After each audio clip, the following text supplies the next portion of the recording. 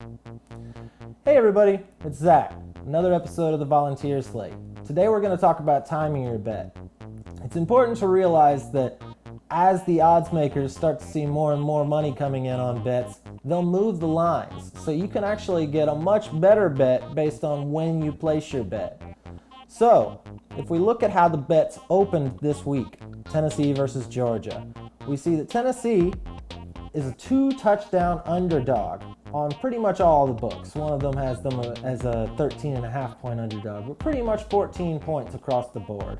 All of them had the same over-under and comparable money lines. When we compare that to today, which is Tuesday afternoon, you can see that the lines have moved substantially. Tennessee is as low as an 11.5 point underdog. That's 2.5 points of movement in a day. What this means is a whole lot of people put money on Tennessee. So they're trying to even that out by incentivizing the Georgia people to bet on that team now that they only need 12 points margin of victory to make that a winning bet. So you would have actually had a much better or more forgiving bet on Tennessee if you placed your bet right as lines opened, as they're actually moving in a non-favorable position for Tennessee this week. The same could be true in the opposite direction when you look at if you were trying to place your bet on Georgia.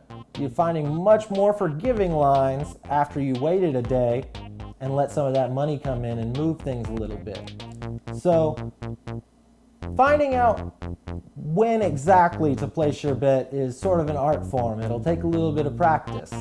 Usually, if you've got a very popular team like Tennessee, you're going to see a lot of people bet on Tennessee, and those lines are going to move pretty frequently. Usually, the rule of thumb should be if Tennessee opens as an underdog, you want to place that bet as soon as possible. If they open as the favorite, you probably will benefit from waiting a little bit. We'll look more into this as more lines come out and as more sports books come open.